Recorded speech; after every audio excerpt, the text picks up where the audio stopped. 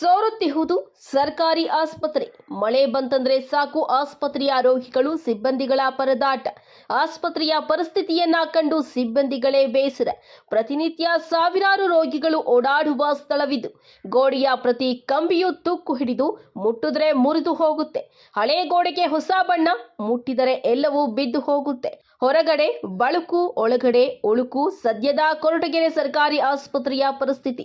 ಜೀವ ಉಳಿಸಿ ಎಂದು ಬರುವ ರೋಗಿಗಳು ಜೀವ ಭಯದಿಂದ ಓಡಾಡುವ ಪರಿಸ್ಥಿತಿ. ಸರ್ಕಾರಿ ಆಸ್ಪತ್ರೆಯ ಪರಿಸ್ಥಿತಿಯ ಬಗ್ಗೆ ಮೇಲಧಿಕಾರಿಗಳಿಗೆ ಅನೇಕ ಬಾರಿ ಅರ್ಜಿ ಸಲ್ಲಿಕೆ, ಎಷ್ಟೇ ಬಾರಿ ಮನವಿ ಕೊಟ್ಟರೂ ಯಾವುದೇ ಪ್ರಯೋಜನವಾಗಲಿಲ್ಲ.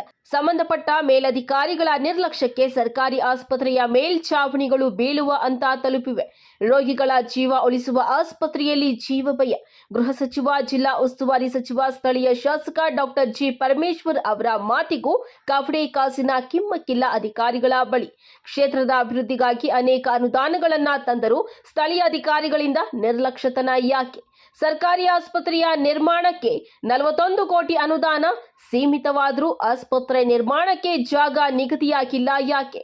ನಿಗದಿಯಾಗಿರುವ ಜಾಗ ಬಂಡೆಗಳಿಂದ ಕೂಡಿದ್ದು ಆ ಜಾಗ ಯೋಗ್ಯವಲ್ಲ ಎಂದು ಅಧಿಕಾರಿಗಳು ದೃಢಪಡಿಸಿದ್ದಾರೆ.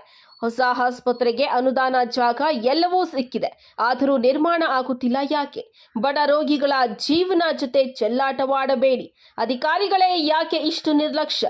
ಆದಷ್ಟು ಬೇಗ ಒಳ್ಳೆಯ ನಿರ್ಧಾರ ತೆಗೆದುಕೊಳ್ತಾರಾ? ಸಂಬಂಧಪಟ್ಟ ಅಧಿಕಾರಿಗಳು ಕಾದು ನೋಡಬೇಕಾಗಿದೆ. ವರದಿ ಹರೀಶ್ ಬಾಬು, BH, ಕೊರಟಗೆರೆ.